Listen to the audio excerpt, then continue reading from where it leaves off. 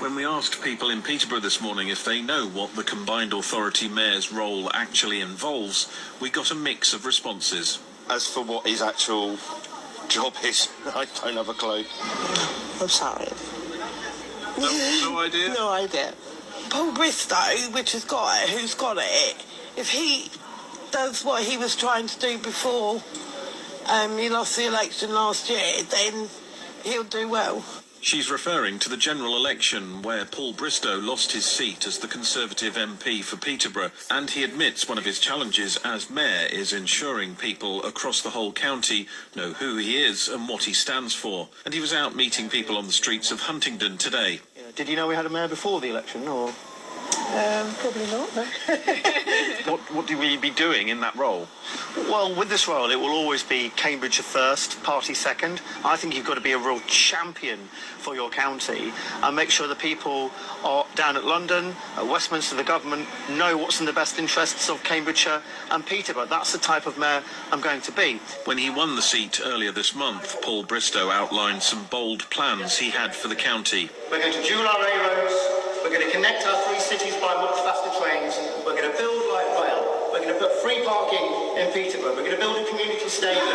We're going to fix our roads, franchise our buses, free parking in St Neots. We're going to do all of this and end the war on the motorists. We're going to get Cambridgeshire and Peterborough moving. He's already scrapped one combined authority target of reducing car use by 15% by 2030, even though it's been one of the driest springs on record. Climate scientists will say, emissions are a big part of that, and that figure was about bringing down emissions. Well, we live in a whole world, don't we? Okay, and when there are societies like America, China, India happening, what happens over there affects us. And we're certainly not going to solve any of our climate challenges by making people here in Peterborough and Cambridgeshire colder and poorer, or making it more difficult to get about. And there is the issue of how free parking in Peterborough would be funded.